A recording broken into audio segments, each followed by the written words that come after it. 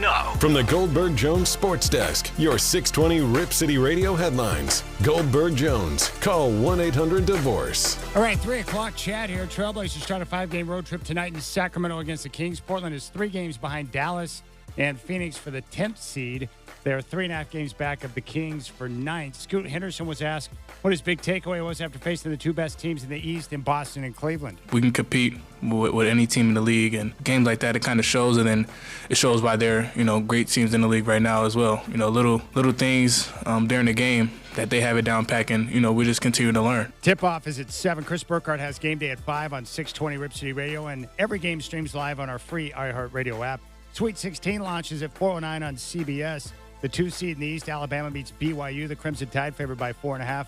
You can join me at the Sportsbook at Spirit Mountain Casino tomorrow from 3 until 6. I'll have prizes to give away as we watch the big tournament. From your place to bet on college sports, Spirit Mountain Casino. Opening day in Major League Baseball. Dodgers host the Tigers at 4. Blake Snell gets the start for L.A. Mariners host the A's 7:10 from T-Mobile Park. Logan Gilbert gets the call for Seattle. The home of the OSAA is 620 Rip City Radio.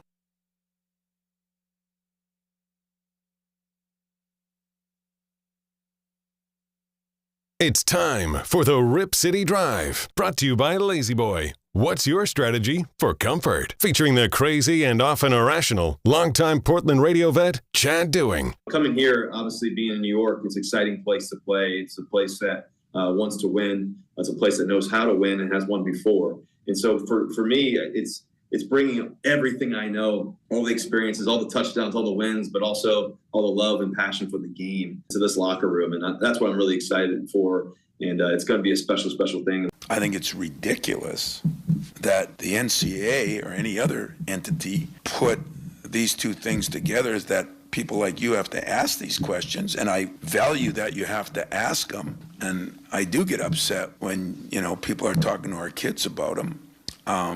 Kids got to do what they got to do. And they're really not doing what they got to do. They're doing what their parents or their agents are telling them to do, because they still got to go to practice, go in the same locker room unless they leave the team. And I think that's insane. I think it's disgusting. But, that's my own personal opinion. Strap in. The Rip City Drive with Chad Dewing starts now. All right, what's going on, my friends? Rip City Drive, Chad Dewing here. The voice of your Portland Trailblazers, Travis Demers, is going to join us coming up at 3:20. I want to get his take on opening day. He's a big baseball guy. I love opening day, and I'm excited for the baseball season. I think it's ridiculous that Major League Baseball decided to have opening day when the Sweet 16 is about to get underway coming up at 4 o'clock. It's like, come on, baseball, be better. Don't combine the two spectacles, because we deserve basketball in its own, and opening day deserves its own because it's special. And when you combine those two and you put them on the same day, I think it robs sports fans of an opportunity to be able to take in each in its own time. So I'm frustrated about that. But Major League Baseball is having a bad day. I do not understand for the life of me how you can have opening day and yet be so unprepared for what it is. I mean, this is really what Major League Baseball has been able to accomplish over the last couple of weeks. They started the season randomly in Japan and then decided to have a 10-day gap until actual opening day. Hard to understand that one. Has opening day on the same day and same time as March Madness. And the clincher was the MLB TV app being down and people not being able to access games. Like paying customers to be able to access games on opening day. And that's the day where your app is not functioning properly. Like, that's really bad business. Baseball, this is not difficult, man. You've had plenty of time to prepare for opening day to make sure that, your app was working so people could access your games. And you've got to do a better job with scheduling. Now, I understand why they're putting the games in Japan. And the Tokyo series was a smashing success. There's no question about that. They're trying to grow the game. And they're trying to grow it and bring more eyeballs to it and make it more global. I understand it. But do you really need a 10-day gap between that and the start of opening day? Or why not just keep opening day the way that it should be, with every team opening up and playing at the same time? And then you could do a Tokyo series shortly after that. There's ways where you can make the game global without having those type of mistakes. But most importantly, what are you doing with the scheduling? We're opening up on Sweet 16 day. That's not good for the college game. That's not good for the college athletes. That's not good for Major League Baseball. So I don't understand. Some of the decision makers, I do not understand how they arrive at the conclusions they do. It's beyond my understanding. But the MLB app, it's like, dang it. And I get free access to the MLB TV as a T-Mobile customer. And so I always make sure to download it and activate it before the season begins. And it's actually pretty nice to have because you can watch games on the go. You can watch games on the go. You could check it out.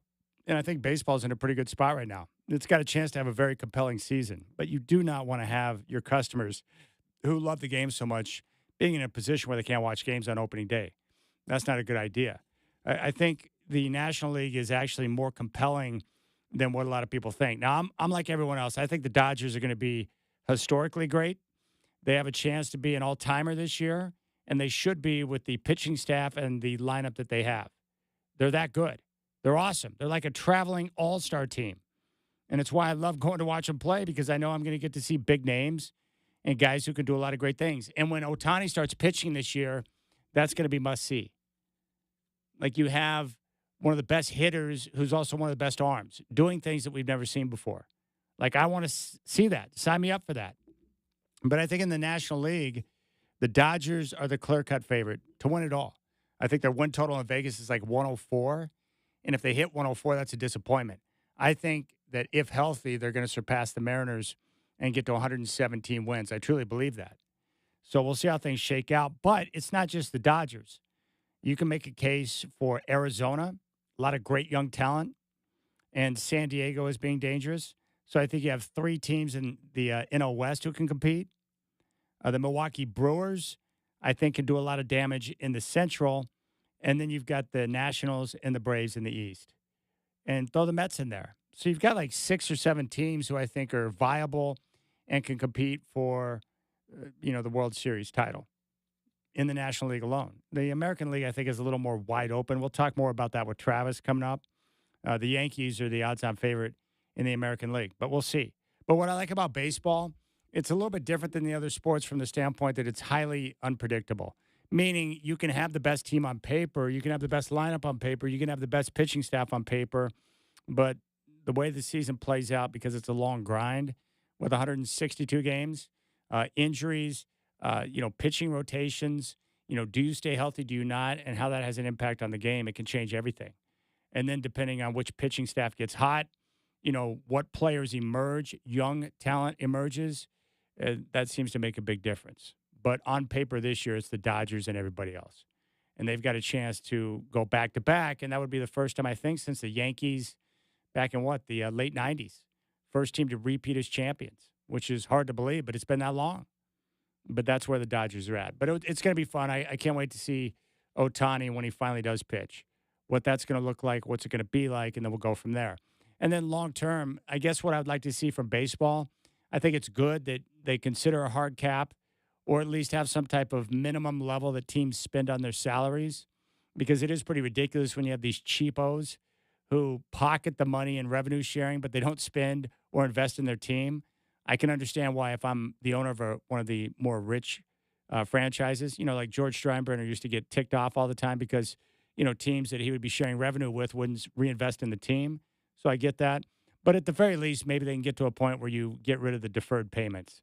So that way the Dodgers can't circumvent the system, or other teams like that. I think that's a little bit fishy. But that's where we're at. So opening day in baseball, Mariners will take on the A's tonight. Logan Gilbert's on the bump for Seattle.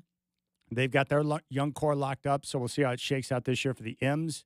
I think we know how it's going to end, probably in disappointment with frustration, because the front office doesn't do enough to put them in a position to win. I hope that's not the case, but we'll see how things play out with Seattle. And then we go from there. And then we got the Sweet 16 tonight. I know a lot of people pretend to be upset that there's not that Cinderella story. I kind of like where we're at today, where we're going to have some big names. For instance, Arizona and Duke. You don't want to watch that? I certainly do. So you've got Bama, BYU, Maryland, and Florida. So you've got a 1 and 2 seed right there. You've got a 1 and 4 in Duke and Arizona, and you got a 3 and 10 in Texas Tech and Arkansas. And Arkansas, probably not your traditional 10 seed because they got John Calipari as coach, and that guy wins a lot of basketball games. And then tomorrow on Friday, day 2 of Sweet 16 action, you've got Ole Miss and the 2 seed Michigan State in the South, the 2 seed and 3 seed in the Midwest in Tennessee and Kentucky, a little SEC action right there. The 1 and 5 in the South in Auburn and Michigan, and the 1 and 4 in the Midwest in Houston and Purdue. So we have some big brands.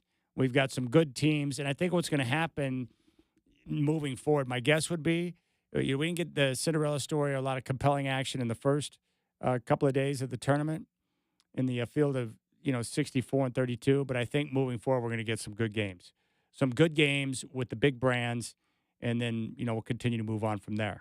Now, the one thing I'll get to a little bit later in the show, I really like what the Trailblazers are doing in terms of their development with the young guys.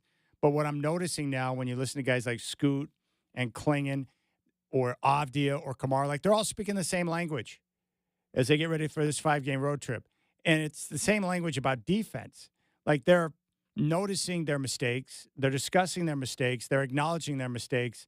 And we're seeing a young team that's growing, that's developing an identity of a young team with a lot of energy that wants to push tempo and they want to be defensive minded. So the messaging from Coach Phillips and his staff is starting to get through. And more importantly with these guys, as they continue to get more experience, they're able to pick up on their mistakes and recognize. And that's where you really start to get to the next level, where you don't need to sit in front of a monitor with your coach and have him point out everything to you. When you make a mistake, you recognize it, you correct it, and you keep pressing forward. Like that's that next level where you're thinking less and just reacting because you know where you need to be because of the repetition through practice. And so that's a very good place to be. And the other good part about this whole end of the season for the Trailblazers, regardless of what happens with the play-in, like I do want to see them make the play-in because that would be fun, but they're playing meaningful games all the way through. And those meaningful games and this playoff push and the fact that they have relative good health with their young core, those guys are getting to play important minutes. And that's going to mean a lot as you transition into the offseason and start your, practice time to get ready for the next year. You have guys who are young, who are developing, who are learning, and starting to come together as a unit, and they're going to, continue to make progress. So that's where I'm at on that. I'm excited about that. Now, personally, my body is very sore right now. My workout yesterday nearly killed me, and the weather's a little bit weird, and I'm in the middle of this 41 straight days of working, so that's a little bit strange, and the end of the basketball season's coming up. So the end of my tax season, my busy season, is almost at the end, which means golf is right around the corner. So I can't wait. It's a very good time of the year. The days are getting longer. The weather yesterday was nice. Now it's a little bit stormy outside, and this is a good time of the year. So that's where we're at. Travis Demers is going to join us next. We'll get his take on opening day. We'll talk about the road trip, get his take on the Sweet 16. And if you want to interact with me, you can find me on social at Chad and Rip City. You can also call the program at 503-248-0620. Also, a big shout out to Tony. He survived his prostate exam today. I'm very happy for you, Tony. My best wishes to you, my friend. All right, Rip City Drive, Chad doing with you. Tip off with the Blazers and Kings tonight coming up at 7.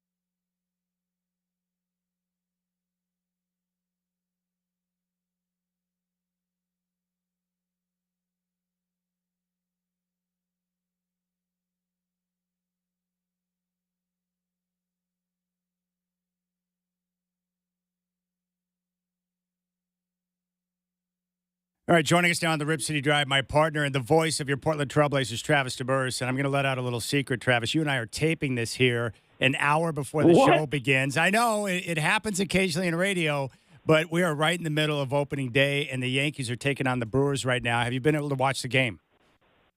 As we sit here and have this conversation, in the top of the sixth inning with 2 outs and 2 on, I've watched every single pitch of this Yankee game so far, and it is magical that it's opening day.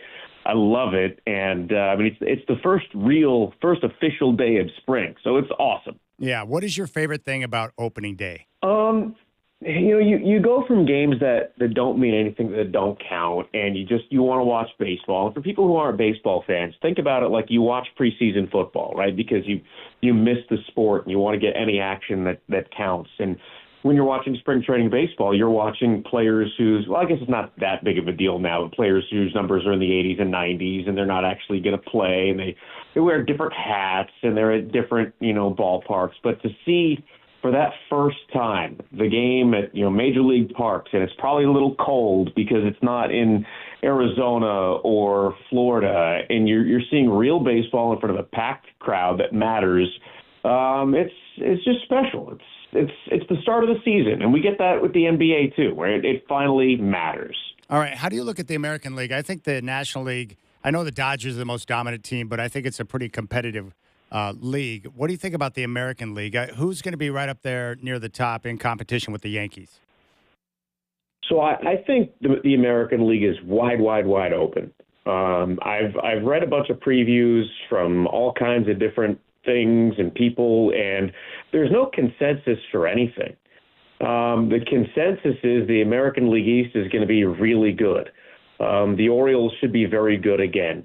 The Yankees, even though they didn't bring back Soto, made a lot of moves, but they have a lot of guys that are injured from their rotation, so they'll compete. The Red Sox are very much improved.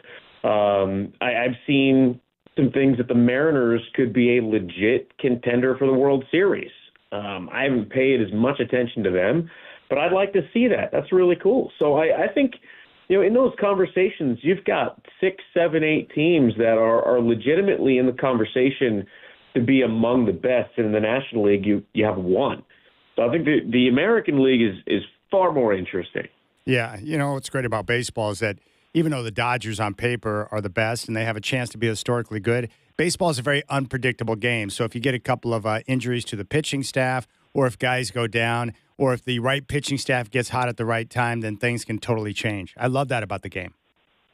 Yeah, and you think about this. Let's say the Dodgers go 162-0. I don't think that's happened before. It might be a record if they do. But if they have a bad week in October, it doesn't matter. It doesn't mean anything. Yeah, no, you're right. No, it's going to be a lot of fun to watch. The one thing that's weird to me is, why do you think baseball chose today for opening day when you're going up against the Sweet 16? I don't like those type of events being on the same day because I think opening day deserves its own time. It's special in its own way. Yeah, it is. They've changed some things up over the years. They've experimented with different things. Back in the day, baseball was, king. We would go back to our childhood in the 80s, and it didn't matter when opening day was. Nothing was going to compete with it. You still had the NCAA championship game on tape delay, and the NBA wasn't. NBA games were on tape delay. It wasn't what it is now. So baseball, it didn't matter where they put it. It was always going to be the story. And I think now, because it's kind of it's regional now. Let's call it what it is. It's regional. That there's no good day to put it. Because if you put it on a Thursday or Friday, you're going to be competing with March Madness. And, they look at it on the East Coast. Those games don't start until 7 o'clock. And if you're putting games on in the middle of the day, it doesn't matter as much. So really, I don't think it matters what day it's on. I don't think it's going to change things a whole lot. All right. I want to ask you about the game because I know that you care much about it. Would you like to see eventual changes with business in baseball, meaning do you like it the way it is? Would you like to see there be a hard cap that's instituted in the game, or at least a minimum amount that teams have to spend on salaries, so that we can create some type of competitive balance? What would you like to see done to the game moving forward? There are some things that they do try and do. They try and do the competitive balance tax and things like that. The problem is that you consistently get owners who don't want to spend, right? Yeah. There are always going to be teams that want to spend more than others. The Dodgers, the Yankees, although the Yankees haven't done it as much. Boston, the Mets, the big market teams. They're always going to be able to do that, and they're always going to spend more. I don't necessarily think you need to have a hard cap. I don't like the deferred money thing. Yeah, that's absurd. I think baseball would be a whole lot better if the deferred money didn't exist. It's a way of getting around the system. I think it's ridiculous. Would a hard cap make a difference? Yeah, maybe, but you're talking about like major disparities in revenue. And yes, there are disparities in revenue in other sports too. I think baseball does work fine without a cap. I think having a floor helps. But then at the same time, one of the things in the NBA that makes it so difficult for teams to improve themselves is the hard cap. And even now, like this year, okay, so the way the new CBA works, a team can't acquire a player in a 3-for-1 deal if they're over the second apron, but that means that a young team trying to move on from a veteran can't do that.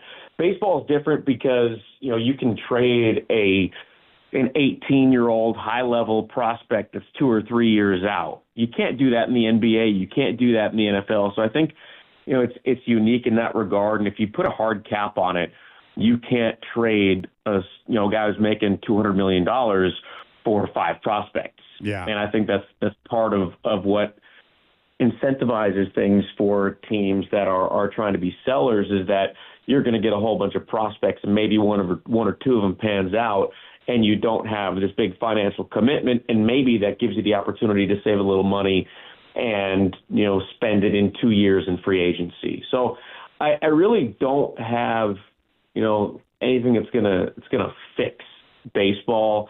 What the Dodgers are doing, it's unprecedented. It's not the norm. Throughout history, teams that spend a lot don't necessarily win. So there's nothing a guarantee. It's just at the beginning of the season, on paper, it looks like they're going to dominate, which sometimes it happens, sometimes it doesn't. But I think the one thing that I would do is just eliminate deferred money. You want to sign everybody, pay them, and pay them now. You're going to be in New York this weekend for the Knicks and Trailblazers. Will you have time to be able to check out some baseball? I will have time, yes. We have a full off day in New York on Saturday, and the Yankees play a home day game. But I'm not going to go because I think my mom would stop talking to me if I did. Because the plan is to go to my parents' house on Saturday. I haven't seen them since September. That's great. And my mom is very excited for me to come up and see them.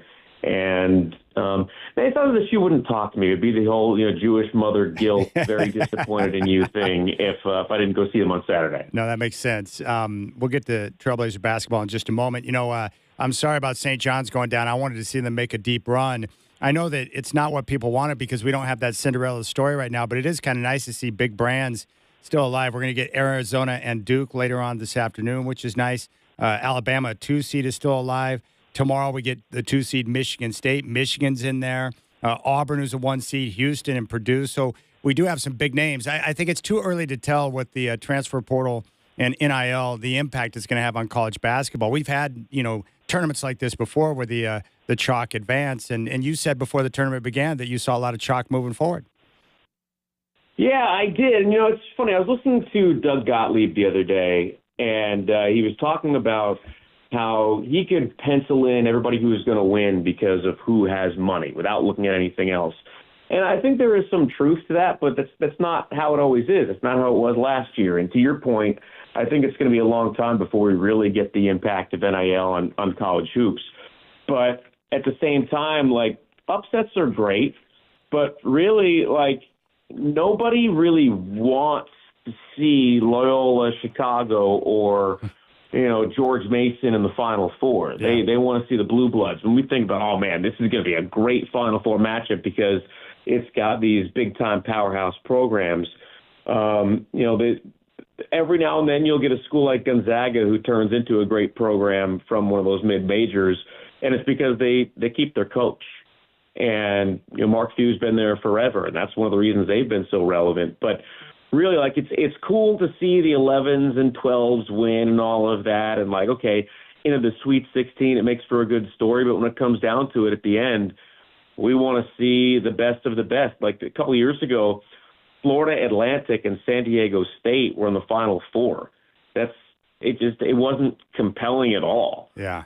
Is it fun? Is it kind of cool? Sure, but that's not what we want to see. So, I want to see the Blue Bloods, and even though I wouldn't call Florida a blue blood basketball program, but they've won national championships. They're a big name program. To see them back near the top is great. So to see Duke with Cooper Flagg and Florida and Auburn has been really, they've been to a Final Four. They've been relevant since Bruce Pearl's taken over.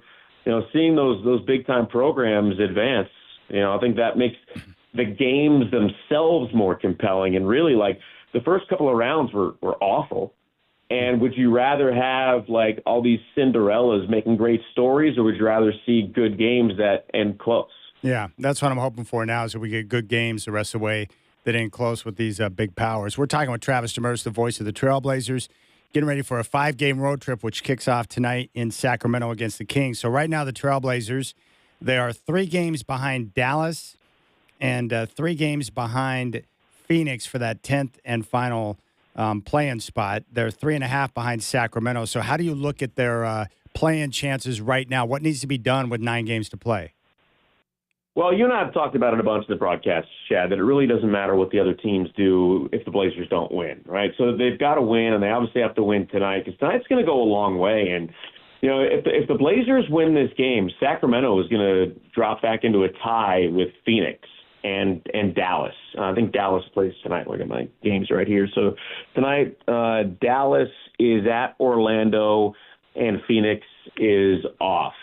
We can look at it on paper and say, well, all the injuries to Dallas, they've kind of fallen out of it. I'm not worried about them, but really they're still in a position where they've got a great chance to get in, even with all of the injuries that they have.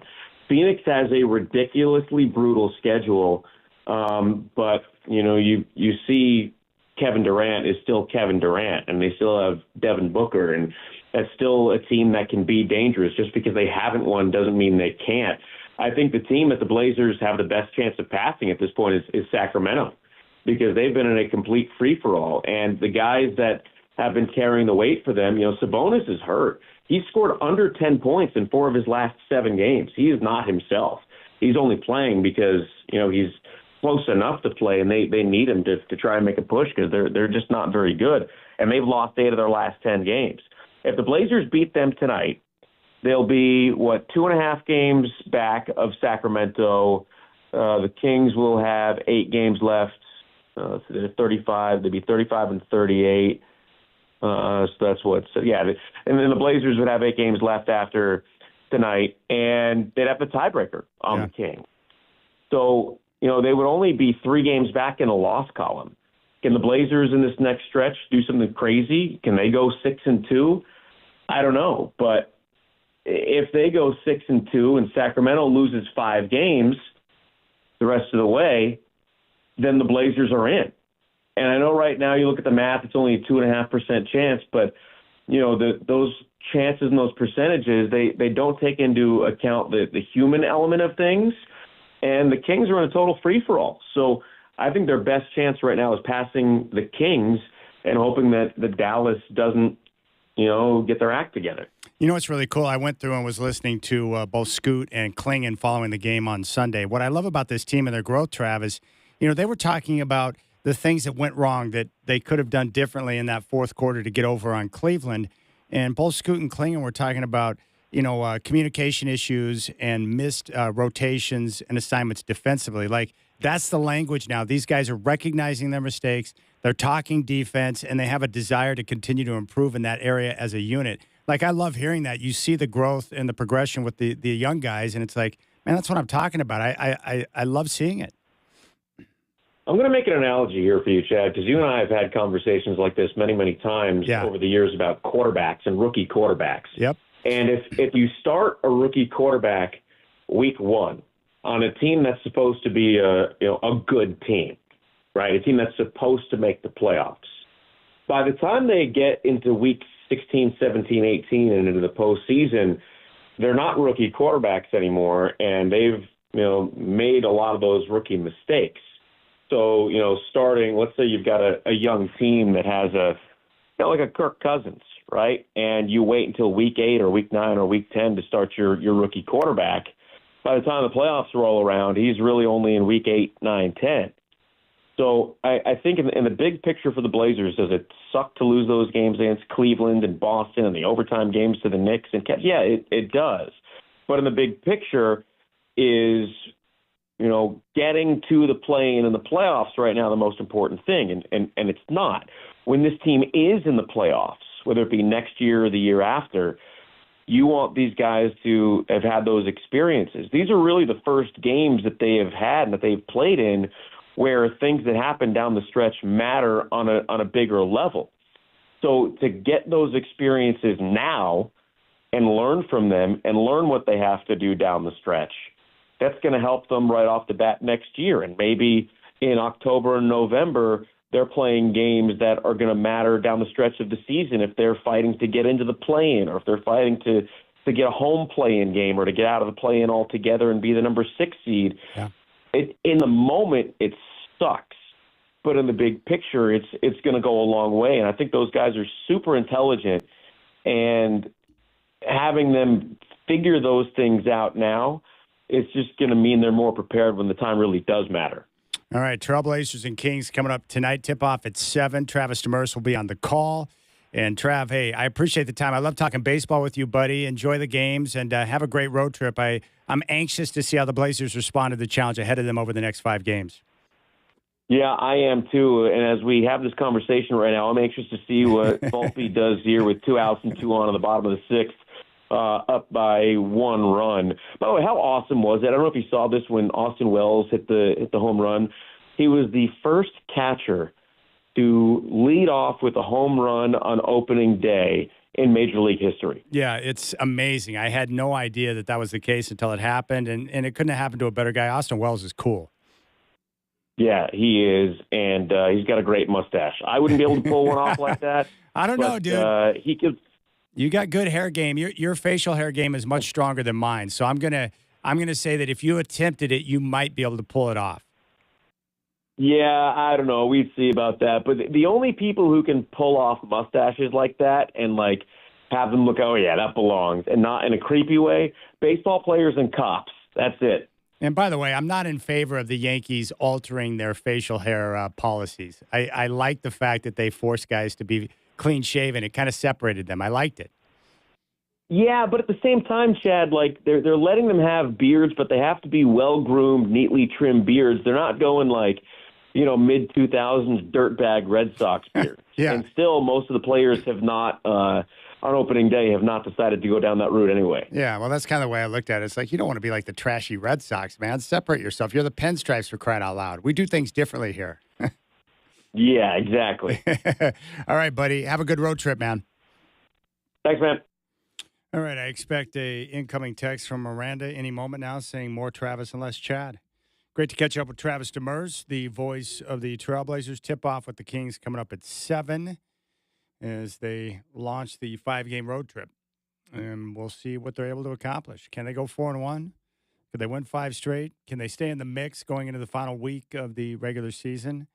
We shall see. So you've got the Kings, Knicks, Raptors, Bulls, and Hawks.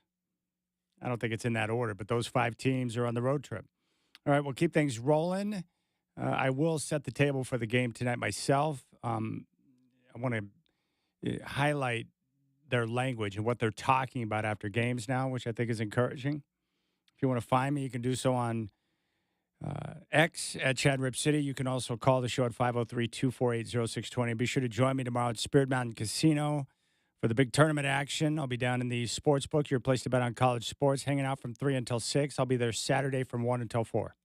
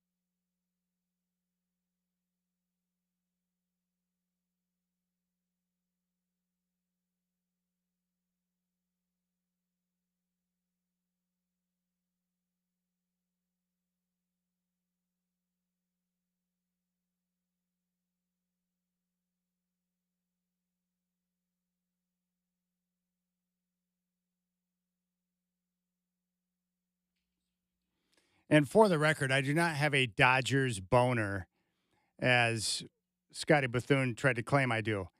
Scotty, I just like watching big-time players. And when I was down in San Francisco and the Giants were winning World Series, I was around a bunch of their guys in the clubhouse all the time. They were awesome. Bochy was great. Lincecum's a stud. Mad Bum is one of the coolest athletes I've ever been around in my life. I love them. And the Dodgers right now have so many good guys on their roster who I like to watch. Freddie Freeman and Mookie Betts being right at the top of that list. But the Dodgers are getting ready for their opener. Jerseys are looking pretty fresh. It's nice to be in L.A. where you've got warm weather all the time. Unlike some of these places that have rain delays at the end of March. That kind of sucks. Brendan Slaughter is with me. So when do the Beavs kick back up their spring ball, their spring practice? They'll be starting spring ball back up a week from today. So definitely excited. Hopefully the weather cooperates the second half. Hey, what do you think about this idea that's been put out there by Coach Prime about having combined spring practices where you bring in another school to get some healthy competition with different faces outside of your team? No, I would love it. I think it would be one of those things, Chad, that would completely change spring football for the better. Like, imagine if you were a diehard Oregon State fan, whatever you are, and instead of, just spring game, which we all know, sometimes it's a game, sometimes it's a glorified scrimmage, sometimes it's a glorified practice. So if you were able to, sell your fan base on, hey, we're going to have this many tickets available at the stadium, maybe it's all, maybe it's some, who knows, and we're going to be playing a glorified scrimmage against Cal, against Eastern Washington. I mean, it could even be a Portland State or Eastern Washington. And I think people would be like, oh, okay, let's see how they do with a little competition.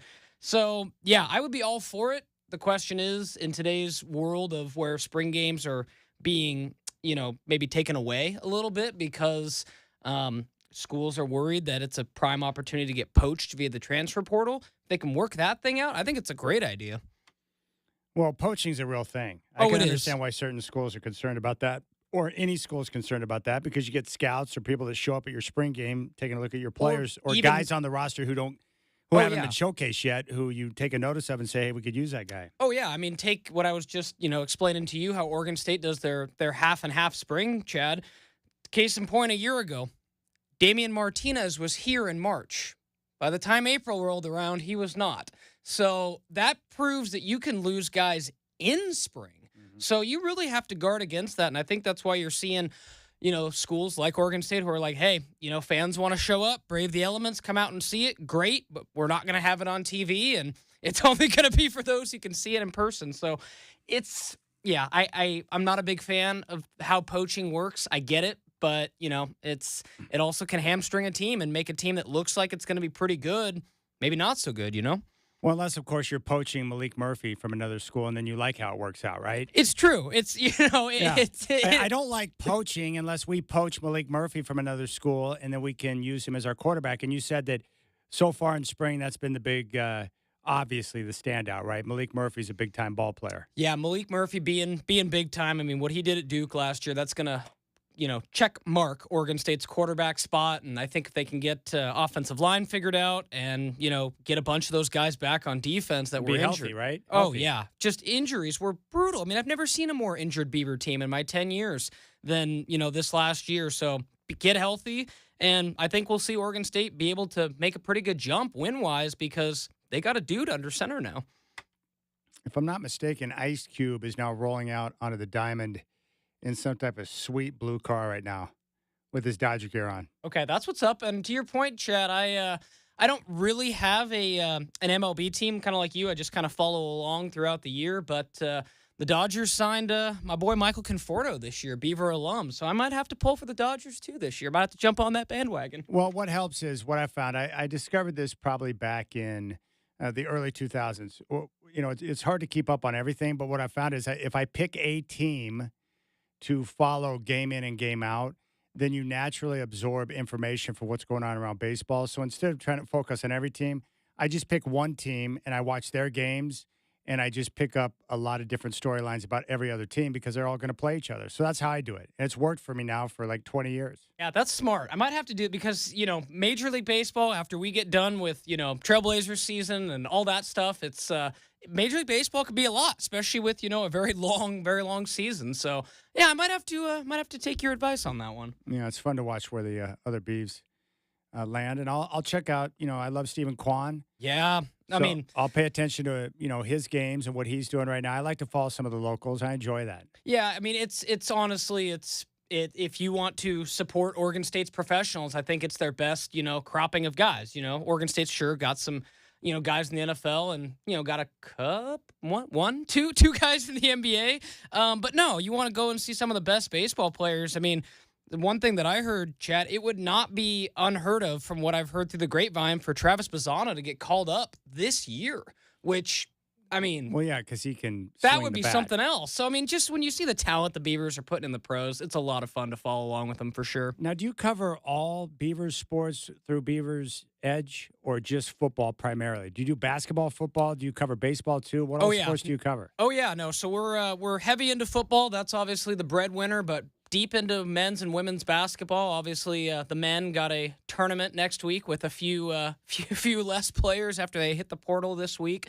So that'll be interesting. The women obviously finished up in North Carolina, didn't get the result they were looking for, but a heck of a season.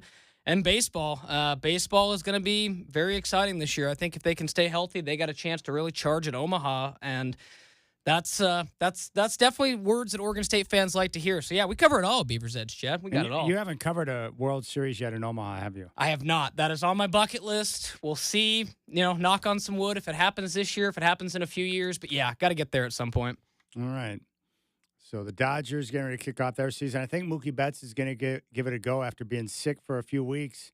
Talk about toughness with that kid. Wasn't he, not eating for, 2 weeks or something like that, Chad? That's crazy. No, it's great. Yeah. There's a 76 sign off in the distance. Love that. And the Dodgers are raising their World Championship flag right now. All right, we'll keep things rolling here. Big thanks to Travis Demers for jumping on board. Game day is coming up at 5. I'll set the table at 3:40 on what I'm looking for on this road trip. We'll hear from some of the guys. I love the conversations that are coming out after some of the games, which is cool. I appreciate your time. You can hit me up, 503-248-0620, or find me on X, @ChadRipCity. You got the Rip City Drive.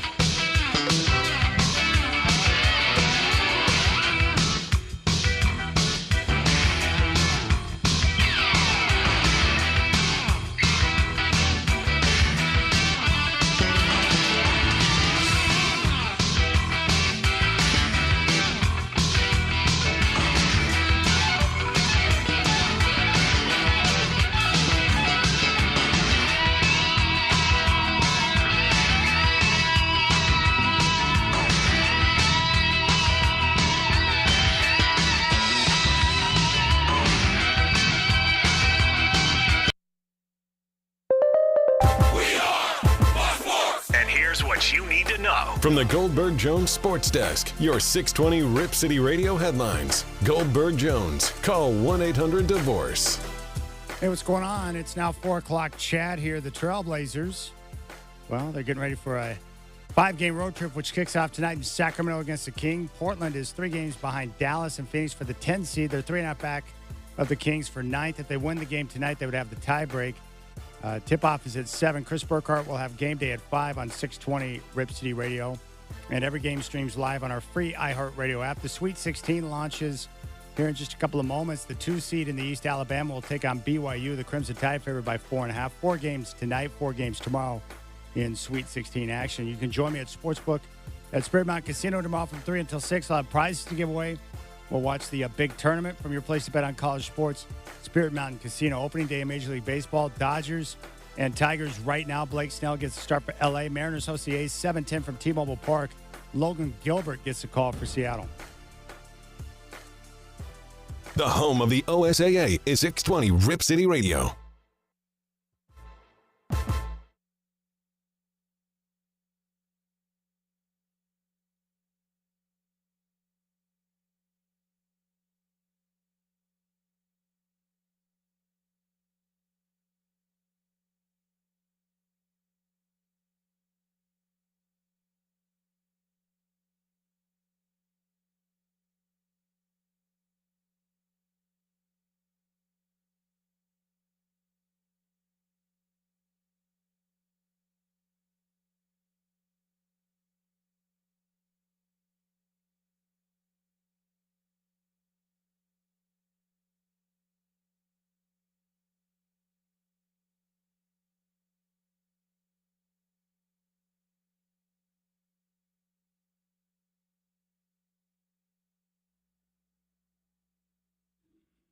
All right, Rip City Drive. I'm with you up until 5 today, and then Chris Burkhart will take over the Blazers game day as we get ready for the Trailblazers and Kings coming up at 7 o'clock here on your home of the Blazers, 620 Rip City Radio. Be sure to join me tomorrow. I'll be down at Spirit Mountain Casino from 3 until 6 live with the Rip City Drive, watching the big tournament. You can hang out with me in the sports book. They got the big cushy chairs, Vegas style. You can grab a bite and a brew over at 10 Barrel Brewing and be able to watch the action. It's going to be a lot of fun. And we got, some big brands, some big names who are in action right now in the tournament. It's been mostly a chalk tournament thus far, meaning if you didn't try to pick too many upsets and you kept the chalk moving along, you're looking pretty good in whatever bracket challenge you're in right now. Coming up here in about 15 minutes, we'll eavesdrop in on some of that conversation that LeBron James had with Pat McAfee yesterday. And I don't know what your takeaway was if you heard it, but for me it was mostly cringeworthy, just from the standpoint that if you're LeBron James and you're one of the greatest players of all time and you're worth like $1 billion, why are you wasting time by taking a run at guys that you're bigger than? You're on a different stage. I don't understand the process there. So I don't know where you come out on the feud between him and Stephen A. Not sure why he took a run at Brian Windhorst, who's done a good job for a very long time, but he did, and then made some ridiculous comments about players from the 1970s. It was just weird. He doesn't need to do that, but yet he always does that. So we'll eavesdrop in on that conversation, and then I'll set the table for you coming up at the end of the hour for the game tonight against Sacramento and what's ahead on the road trip for the Trailblazers. Now, Tom Izzo, who's Michigan State Spartans, a 2 seed right now in the tournament. They're still alive. They'll be in action tomorrow. He was asked about the transfer portal, the NIL, and everything that's going on in college basketball. It's weird, but the portal just opened, and you got the tournament still going. So it creates madness, just like we see in college football. But here's Tom Izzo. I think it's ridiculous that the NCAA or any other entity put these two things together, is that people like you have to ask these questions, and I value that you have to ask them. And I do get upset when, people are talking to our kids about them. Kids got to do what they got to do, and they're really not doing what they got to do. They're doing what their parents or their agents are telling them to do, because they still got to go to practice, go in the same locker room unless they leave the team. And I think that's insane. I think it's disgusting. But, that's my own personal opinion. We will always have an eye on the transfer portal. Yeah, there's Tom Izzo. And very interesting. Frustrating for, college players, college coaches, and the system that we're in right now. I don't know what the answer is. I don't. I do know that it's the adults who were the ones who put us in this situation. So I'm not going to blame the kids. And I think for people out there to blame the kids for the situation they're in now is crazy. Because coaches jump ship and change, and they transfer all the time. And yet we don't criticize them when they make decisions to do that. And the coaches are the ones who talk about discipline, commitment, making sure that you're there for your teammates, and yet they jump ship all the time. I've never liked the conversation around the athletes ever. I've always been about the players getting money. I've always been about players getting paid. I've always been about the players getting more freedom for movement. And I don't like them being vilified when they're using the system that's in place that is a result of the adults making poor decisions. And the NCAA, which is just a laughable joke, right? They make billions of dollars, and they tried to screw the players over for years under this whole idea of being student athletes. And once it went to the courts, they got destroyed, and that's why they're powerless now. Powerless. So I'm hoping at some point, maybe the players can be paid directly from the schools. Maybe you've got a CBA. Maybe you've got a system in place where you can have some type of salary cap to kind of level the playing field. But I don't blame the players. I don't point the finger at them. I do agree with Coach Izzo that, every kid is different. Every kid's situation is different. The people they surround themselves with is different. And so I would imagine, just like anyone else, some are getting good advice and some are getting bad advice. Some have more influential parents than others, right? So it just depends on the family and the situation. And I've talked to parents here at iHeart whose kids are being actively recruited and have just been recruited to schools. And, the parents see things differently. I think the most important thing is for the kids is to find a place where they believe that the culture, the team, the coach is going to be the best fit for them. And, the money will take care of itself. What I've learned in life, I just go back to what my dad's always told me.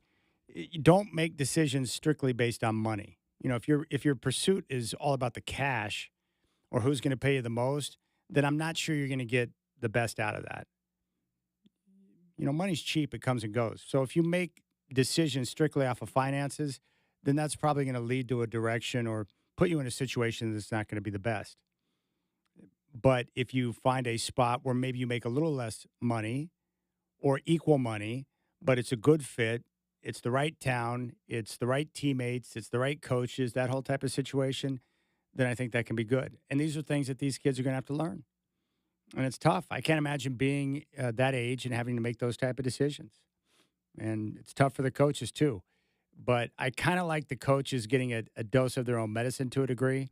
They're all whining because the retention's really hard. I feel bad for the mid-majors because they're bringing in guys and giving them a chance, guys who haven't been noticed yet, giving them a chance, developing them, and then once they're able to showcase what they can do and they start to blow up, then these other big schools scoop in and try to entice them with big dollars. So I can understand the frustration if I'm at one of the smaller schools in the country and my players are being plucked because bigger schools who can offer so much more in terms of dollars are able to come in and entice them. That would be frustrating.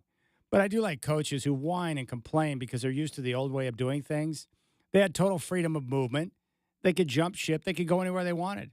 They had total control over the players. And now they're upset because not only do they have to recruit the guy, but they have to retain him. Player retention is more difficult than the recruiting aspect. But I like that. But why should you just recruit a guy and do whatever you can to get him into the program, but then once he's there and he's locked in, you can ignore him and not give him the same type of love and care that you did when you were recruiting him? So I kind of like the coaches getting a taste of their own medicine. I really do. And, these players for years have brought in a ton of money for the NCAA. So I'm glad that we're at a point now where they have a chance to profit instead of being vilified for making a couple of bucks off signing some autographs. That's ridiculous. Absolutely insane. And for me, I grew up in a different era. So I do miss having an opportunity to watch players who were at the same college for 3 or 4 years because I drew a connection to them.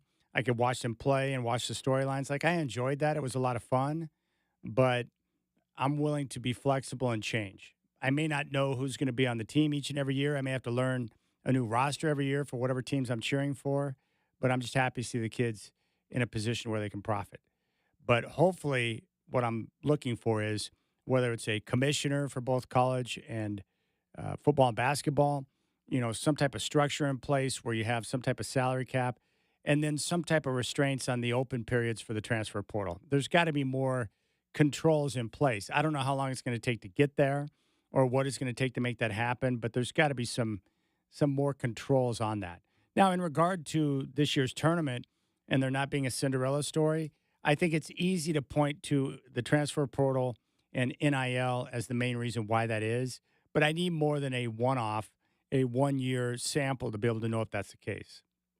I think 4 or 5 years from now, if we have 4 or 5 consecutive years of no Sweet 16 stories, where there's no mid-majors making a run to the Sweet 16 or Elite 8, then I think we can look at the portal and the dollars and the type of impact that's having. I just don't think we can do that right now because we've had other years in the past where you had chalk advance to the Sweet 16, the Elite 8, and the Final Four.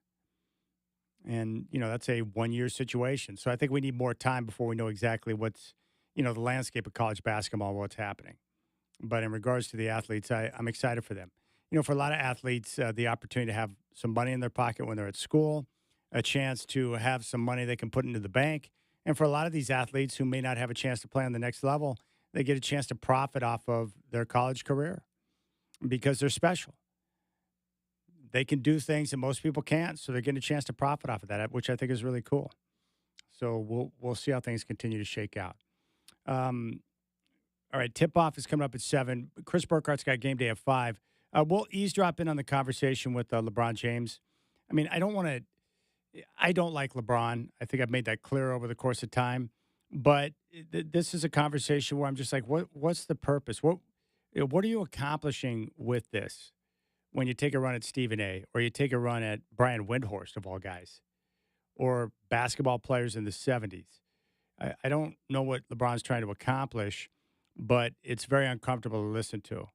And, maybe it's because he's surrounded himself with yes guys or people that he needs someone to give him a little bit better direction on what to do and what to say. And I know he cares what people think because he's always trying to let people know how great he is. But that was a bizarre conversation.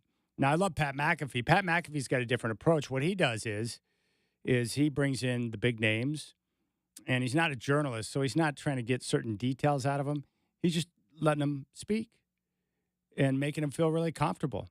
And by doing that, he gets them to talk and speak freely, which is cool, whether it's LeBron or Aaron Rodgers or whoever.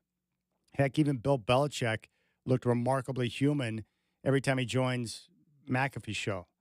And that's just the talent of McAfee. He's one of them. Former athlete, cool guy, just wants to chill and have a good time. And he's having a very good time, and that's why I think a lot of those athletes get on the show and they're comfortable. So we'll eavesdrop in on some of that conversation. And then at 3:40, we'll take a look at this road trip for the Trailblazers. All right, tip-off's coming up at 7. You got the Rip City Drive with Chad doing.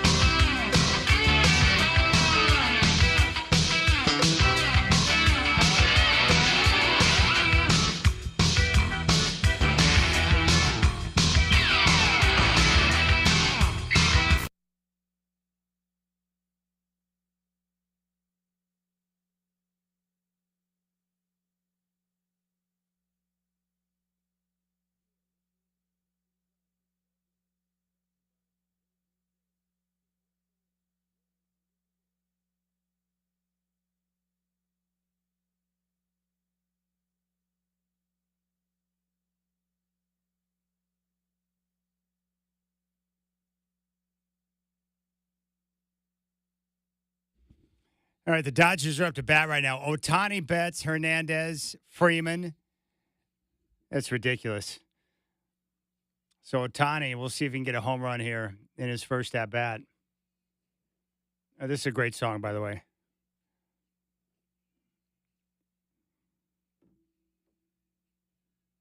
And no. Routine ground out to first for Ohtani in his first at bat. That guy sucks. All right, Dodgers and Tigers. We got opening day. We have Sweet 16 action. My buddy Steve down in Vegas just hit me up with a random Go Crimson Tide text. That either means that one of two things: he hates BYU and wants them to lose, or that he put money on the Crimson Tide. So I don't know which one is which, but it's one or the other. So the Sweet 16 is underway. First half, East region. Right now, BYU on top of Bama by a score of 13-12. That game is on CBS. In fact, if I knew where the remote was, I would flip it over there right now. I don't understand. We have a studio, and you would think that a big-time communications company like iHeart would make things a little easier when it comes to finding access to certain games, but I guess that's not the case. I do not know where the remote's at. Oh, it's right in front of me. All right, done with baseball for a bit. Let's flip over and check out some tournament action. BYU and Alabama. 15-12 BYU right now, first half. 15 minutes to play in that game, and then other games are coming up as well. Maryland and Florida will tip off at 4:39. Arizona Duke, which is going to be awesome. That game will tip off at 6:39, and the nightcapper, Arkansas and Texas Tech. That game will tip off at 7:09. So 2 games on TBS and True TV, 2 games on CBS. So there you have it. That's what's going on. Opening day and Sweet 16 and the Blazers in action at 7 o'clock. Before we get to LeBron, one other thing I want you to hear. Cameron Hayward, great vet for the Steelers. Big fan of him. Love him. And, he came out, I think it was a week ago, and he sounded frustrated with Aaron Rodgers about his indecision, about where he wanted to be. And he's like, hey, I have one simple pitch. Either you want to be a Steeler or you don't, right? We're the Pittsburgh Steelers, for crying out loud. Well, I think he's backing off of that. Apparently, he was misconstrued. Let's take a listen to Cameron Hayward. It was misconstrued. From my point of view, I was asked the question, would you go to the lengths of going to a darkness retreat to recruit Aaron Rodgers? I said, I'm not doing that. The pitch is, if you want to be a Steeler, be a Steeler. That's all it was. It wasn't meant that I don't like Aaron Rodgers. I'm against it. I think, when I look at our team right now, it would be really cool to have a guy like Aaron Rodgers. But, I can't be the guy who gets it over the finish line. I think he's got to make those decisions for himself. But, excited to see what happens. Yeah, Hayward's a great vet. So, usually when an athlete says he was misconstrued, what that means is that the athlete said something really dumb and is trying to blame somebody else for his stupidity.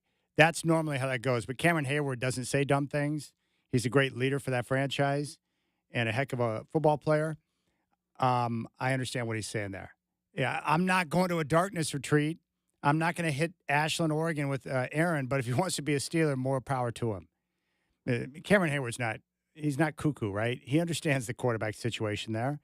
Not exactly good ever since Big Ben got old. And he knows you need good quarterback play to be able to go places in the NFL. But it looks like Aaron Rodgers is going to be their quarterback.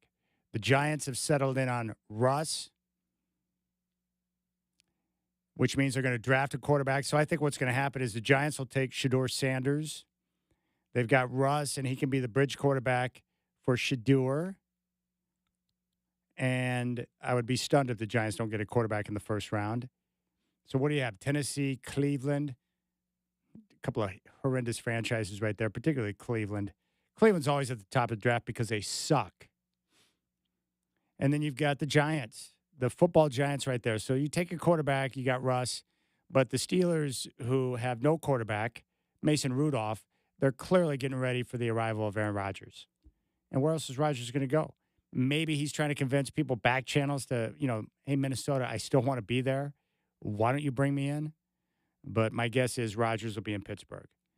And Cameron Hayward will just be happy to have an adult at quarterback who's able to get the job done. I still think Aaron Rodgers can play at a high level, and I think the Steelers are a good fit from the standpoint that he came from a franchise in disarray, that, of course, being the Jets, and then you go to the Steelers. Like, you can't find two franchises in the NFL on opposite ends of the spectrum.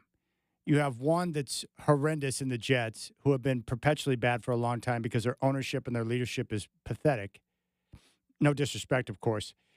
And then you have the Steelers, a franchise that has had issues figuring out their offense of late. But the reality is they win, they draft, they develop, they know what they're doing. And they've run it very well for a very long period of time. And they've got one of the best brands in the league, and they've got one of the best fan bases. And if Rodgers goes in there and plays well, he can still go on McAfee and say a bunch of crazy stuff or whatever. It doesn't matter. If you produce, you can do whatever you want. But I think that's where it would be. And then that would that'd be a great division, right? Rodgers in Pittsburgh, Joe Burrow with Cincy. They locked up his two receivers. And then you got the freak of nature, Lamar Jackson with Baltimore. That's very watchable. That's very intriguing. That becomes instantly one of the best divisions in football, along with the AFC West, who now has Pete Carroll, Andy Reid, Jim Harbaugh, and Sean Payton as coaches in one division. That's brutal. Not to mention you got Patrick Mahomes and Justin Herbert and Bo Nix and now Geno Smith. The AFC West is looking pretty tough right now. All right, LeBron James. Let's take a listen to him. He was on Pat McAfee. And my guess would be, I think Stephen A. has a show that's on ESPN right before McAfee's show. So he's got a feud with Stephen A. over comments that were made about LeBron and the situation with his son, Bronny James. Now, I've heard a lot of things that Stephen A. has said about Bronny James. I have not heard anything that's gone personal. I mean, the bottom line is that Bronny James is in the NBA right now because his dad demanded that the Lakers draft him. And I don't have a problem with the Lakers doing that. If you believe that you need to do something to keep your superstar happy, and that means you spend a second-round pick on Bronny James and you give him a guaranteed contract, then so be it. Who cares? Star players get different treatment than the rest of the guys. But for LeBron to pretend like it's something other than that is crazy. Right? Just like when he said he had nothing to do with the Lakers hiring of J.J. Redick.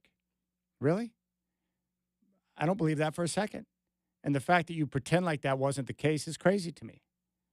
Just like I refuse to believe that LeBron had no idea that the Lakers were going to trade AD for Luka. I'm sorry, not buying it. And the funny thing is they try to push it off like we're just going to buy it. No, Clutch has way too much power. They have way too much involvement in the Laker franchise. There's no way that you make a move for Luka and get rid of AD without LeBron knowing ahead of time. No way. Absolutely no way. And I also know that it's nonsense because AD quickly removed that trade kicker for the deal to go down. Well, if he was so stunned, why was he so quick to get rid of that kicker? I mean, come on, don't insult our intelligence, that's all. But here he is on McAfee talking about his feud with Stephen A. Which leads, obviously, to you and Stephen A. Hey, legit, that feels like a moment that had been brewing for a long time. He's like on a Taylor Swift tour run right now. Oh, yeah. Yeah, we're watching it. Yep. We're all seeing it. Oh, yeah. You're seeing it as well. He literally, it started off with, I didn't want to address it. Yeah, sure. I didn't want to address it. I wasn't going to address it. But since the video came out, I feel the need to address it. Yeah, on fire. You talk about it. Are you kidding me? If there's one person that couldn't wait to the video to drop so you could address it, it's your ass. Like, seriously, and like he completely like missed the whole point. Never would I ever not allow people to talk about the sport, criticize players about what they do on the court. That is your job, to criticize or to, be in a position where, okay, if a guy's not performing, that is all part of the game.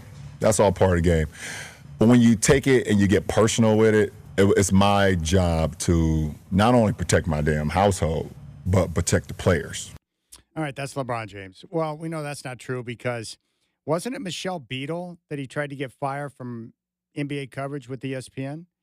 She was on Countdown because she once was critical of LeBron for the situation with the decision.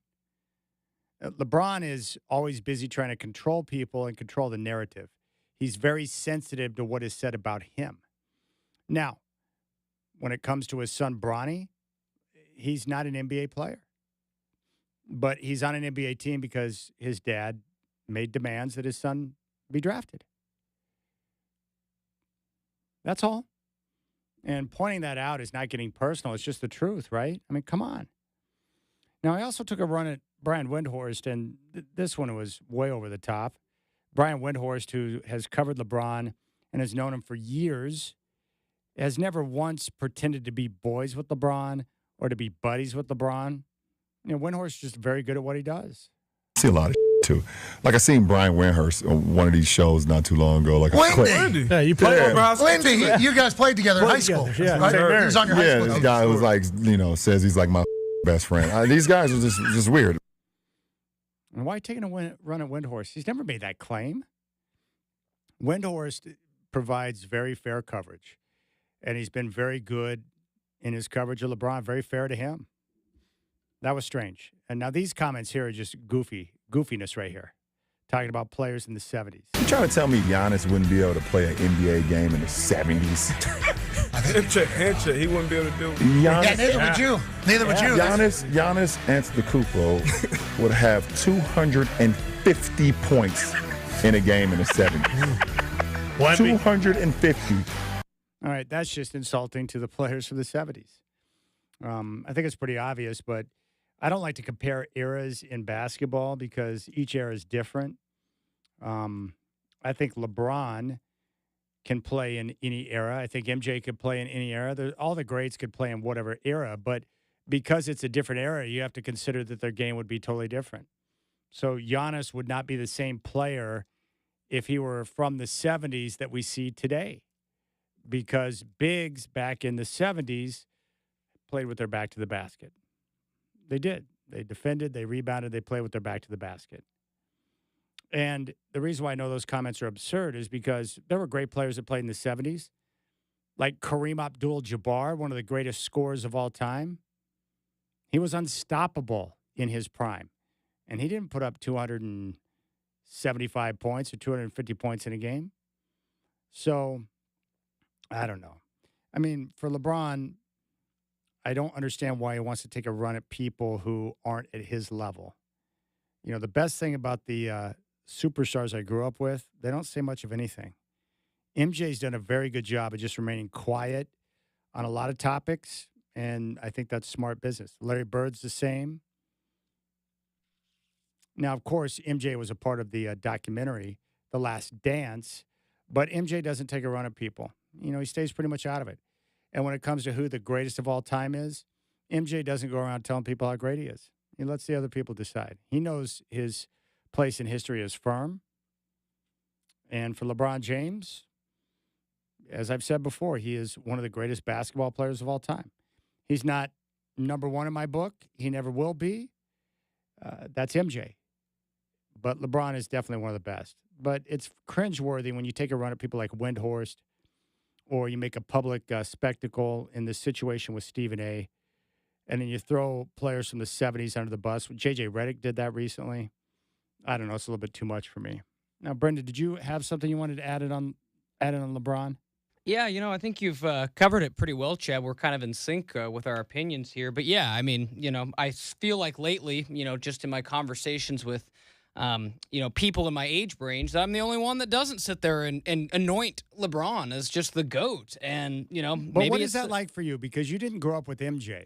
So I'm curious, from your standpoint, you didn't grow up with MJ like I did. Right. You grew up with LeBron and Kobe. So, like, how do you view LeBron all time? Yeah, no, I mean, like, it's funny you mentioned that. I was having this conversation with Chris Burkhart a couple nights ago during courtside. It's like, for me, I grew up, Chad, you know, when we were out on the elementary school playground, it was, you know, throw up a crazy shot, you know, Kobe kind of a thing. Like, Kobe was the dude. Kobe. And exactly. And I'm not going to say that LeBron, as I went through high school and all that stuff, you know, didn't understand his greatness. But, like, I don't think. So you're more of a Kobe guy than a LeBron guy. Probably, and that hurts me to say as a Blazer fan deep down, Chad.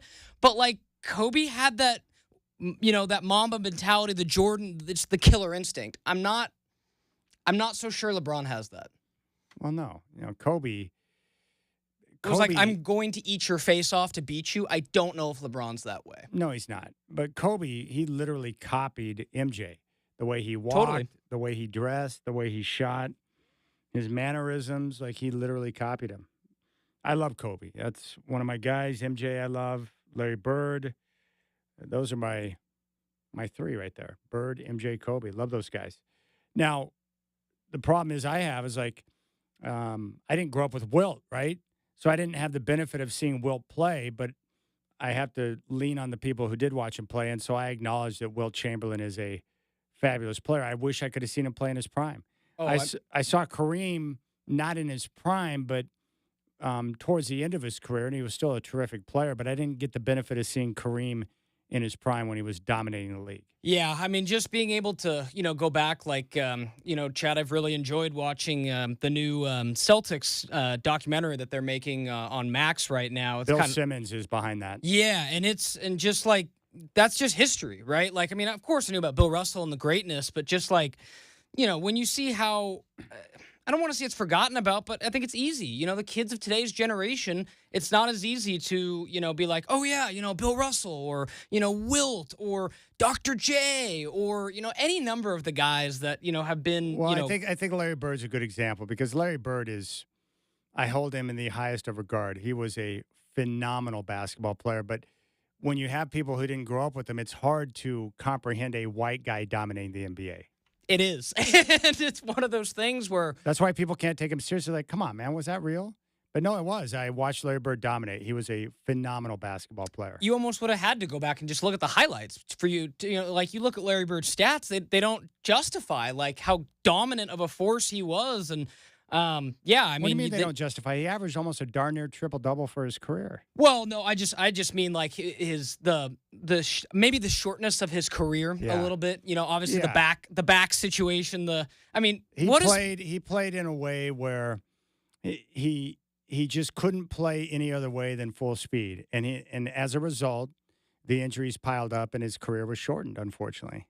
And the famous story, I mean, what's more Larry Bird than Larry Bird throwing out his back, I believe, putting in a driveway for his mom? Yeah. So, I mean, I don't know what's more Larry Bird and, like, blue collar than that, but the NBA needed it at that time. And I've kind of found that out with some research later is like, would we be here where we are today without, Larry Bird and Magic? No, Bird and Magic. They saved it. They saved the NBA. The NBA finals were on tape delay. But including, I believe, 77 ours here in town, Chad. So... I mean, that's nuts when you think about it like that. Like, games were literally the past. Yeah, those two guys changed it. They were special. You had everything you want in a rivalry. You had two players from two different markets, one East Coast, one West Coast. You had the race element with black and white with Bird and Magic. Two storied franchises, the two best in the Lakers and Celtics. And those two teams competing in the finals on multiple occasions. I mean, I was introduced to the NBA because of Bird and Magic in the finals. And it didn't take long for little Chad to figure out, like, I need a lot more of this in my life. It's great. All right, Chris Burkhart's got game day coming up at 5. When we come back on the Rip City Drive, we'll focus in on the Trailblazers in this upcoming road trip. And more importantly, the language that the players, the young guys are speaking, you can tell they're developing and they're really starting to get on the same page, which is exciting. All right, we'll hear that next. You got the Rip City Drive with Chad doing.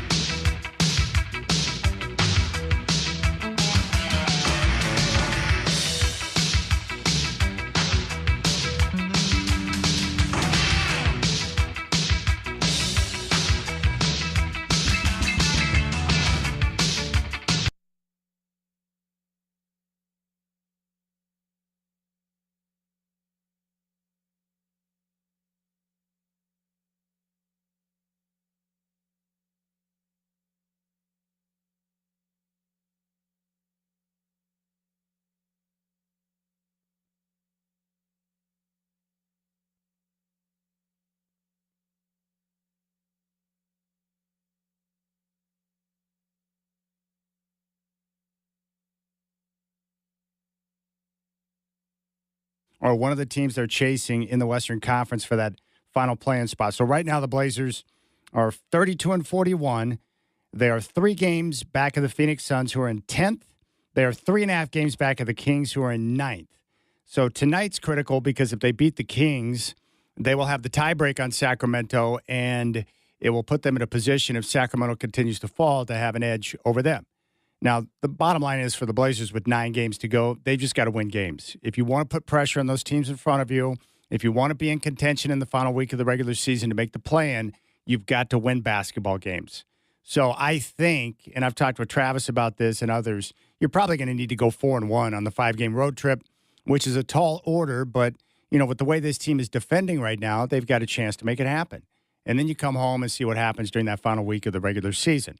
So they just played the 2 best teams in the Eastern Conference, Boston on Sunday, Cleveland on Tuesday. And there's a couple of different things I want to focus on for just a moment. First off, Donovan Clingan. He was productive, 18 points, 12 boards, and 3 blocks. And he was asked after the game, what changed? Because when he was up against them the first time in Cleveland in the overtime loss, he fouled out, and he was frustrated about it because he wasn't on the floor to help his team. And here's what he had to say about his game. I feel like just trying to be as smart as possible, stay on my feet. I feel like there was a couple times where I left my feet on, the pump fakes, but, really just trying to stay on my feet, make them finish over my size because, I know that could be difficult. Now, one of the things I love most about Clingan is the mindset. Maybe it's a product of the fact that he's won in high school and in college, won back-to-back championships at UConn, playing for Dan Hurley. He just wants to win, meaning he's not worried about certain numbers. Whatever he can do to help the team win, that's kind of his mindset. And he was asked about the loss, and I love this because he's like, hey, every loss is tough. He wants to win. That's his mindset. Take a listen to Clingan. I work on it every day. I'm just trying to expand my game in every way possible and, do whatever I can to help my team win. Was that a pretty frustrating loss, given that you guys kept getting right there within 2, just couldn't get over the hump? Yeah, I feel like every loss is frustrating, but, really when, it's, neck to neck like that and, we're giving everything we got out there, empty in the tank, and, we come up short, it's definitely a tough one for us. If you know me, I like to win. I like to, win everything I possibly can. So, really just, trying to go out there, win every single game here on out and, try to get that 10 seed. Yeah, he's cool. No, not bad for a rookie. That's one of those players we're going to look back on and be like, where'd the Blazers get him? How did they get him in the first round? Why did someone else not take him? Clingan's turned out to be pretty good. And I know there are some, Blazer fans who cringe at the idea of, Clingan shooting threes.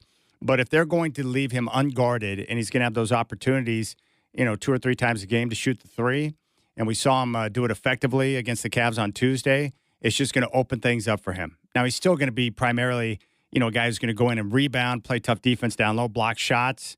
But if he can make the three, it's only going to, add more to his game, and that's something he'll continue to work on, which is nice. But Coach Bill is very complimentary of Clingan following the game on Tuesday. Yeah, he was really good today. We really missed him in that game out there. I was just kind of putting stuff together, trying to get through the game. He was good today. He gets a double-double, 3 blocks. He made his presence known in there.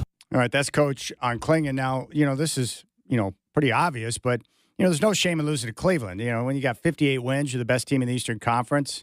They're there for a reason. They're a good team, and Coach acknowledged the fact that, hey, the Cavs are better. Absolutely. Like I said, that's why I talked about the good things that we did. We did so many good things in this game. We fought our butt off. That team is better than we are. They're the best team in the Eastern Conference, maybe the best in the league. Who knows? But we played our butts off. We made them work for it.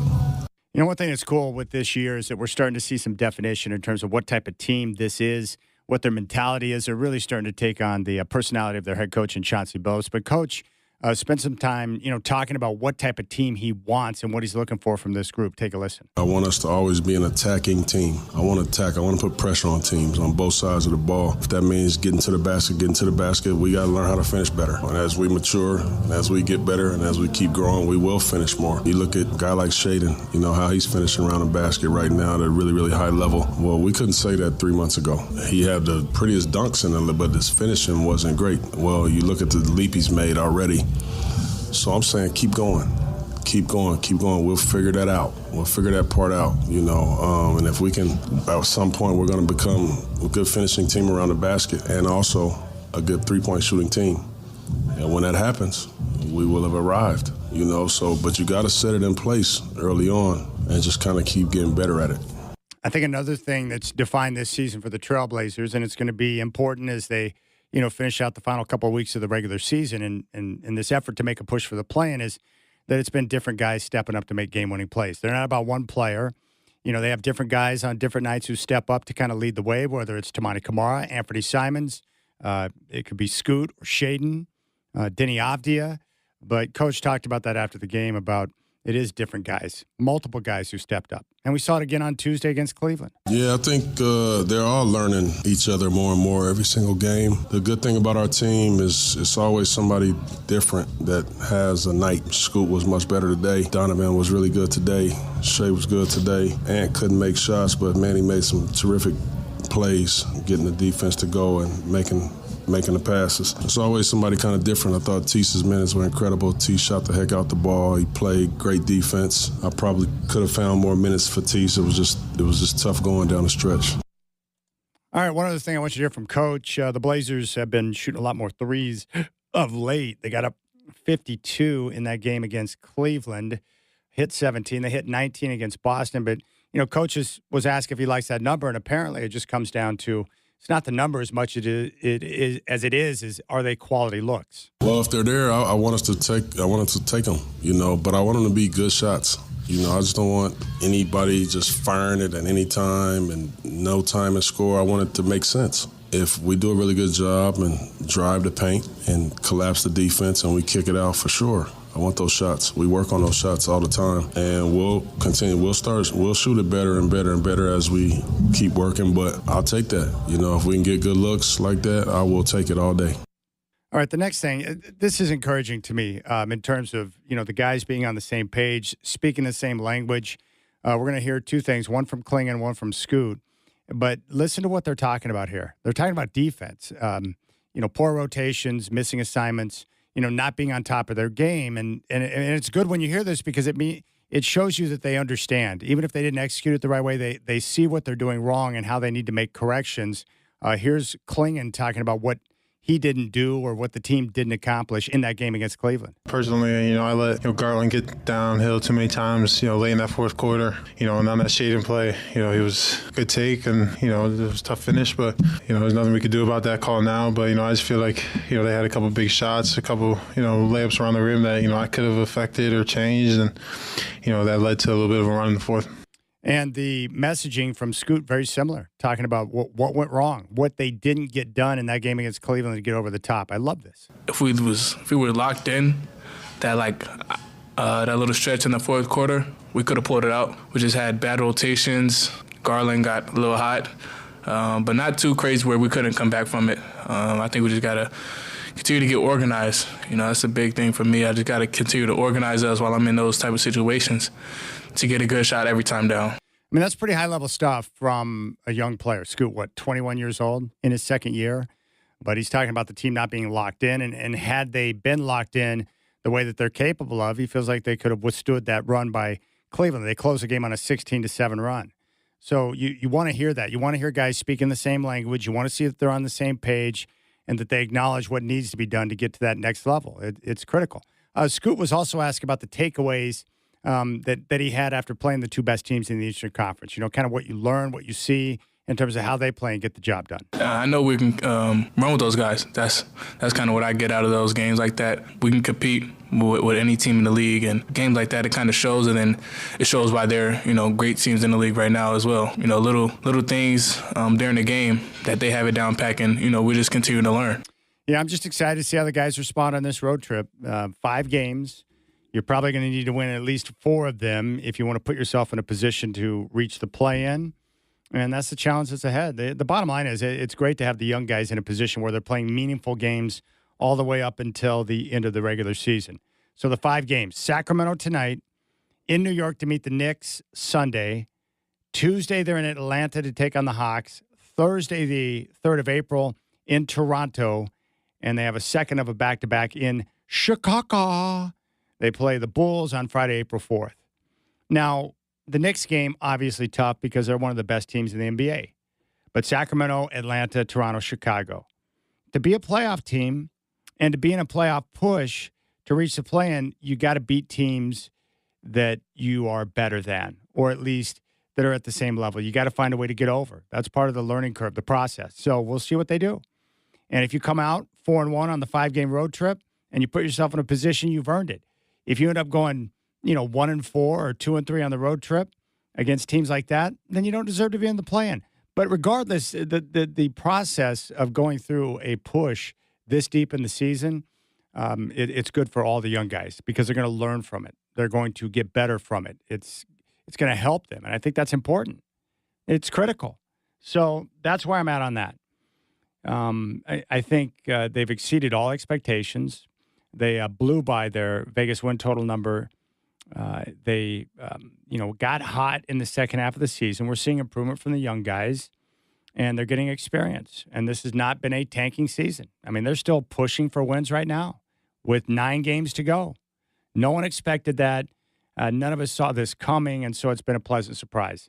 But I think what's been fun is just watching the young guys, their energy, the way they compete, the athleticism, and the way the guys are getting after it, which is great. So tip-off with the Kings coming up at 7. Chris Burkhardt's got game day coming up in just a couple of moments, and then Travis will be on the call at 7 down in Sacramento. Now, tomorrow, here's the deal. We got Sweet 16 action going on. I'll be down at Spirit Mountain Casino tomorrow from 3 until 6, and I'll be down there hanging out in the sports book. It's a great place to watch games. It's a great place to escape and not be bothered so you can watch the games. They've got the big cushy chairs and a Vegas-style sports book. They got 10 Barrel Brewing where you can get a wonderful bite and a brew. They got the stadium bar. I'll be down there handing out some prizes. So come hang out with me Friday from 3 until 6. And then I'll be down there for Elite 8 action on Saturday from 1 until 4. Spirit Mountain Casino, your place to bet on college sports. So get down there, hang out, play hooky from work, whatever you got to do, get down there. 3 to 6 on Friday, 1 to 4 on Saturday. I'll see you down there. Spirit Mountain Casino, your place to bet on college sports. So we can hang out and watch some ball. And the cool thing is, with the chalk pretty much advancing up to this point of the tournament, is that we got some big names down the stretch, which is going to be a lot of fun. All right? So enjoy the game tonight, and then I'll see you tomorrow at Spirit Mountain Casino at 3. Chris Burkhardt's got Blazers game day coming up next. Tip-off with the Kings at 7 here on your home of the Blazers, 620 Rip City Radio.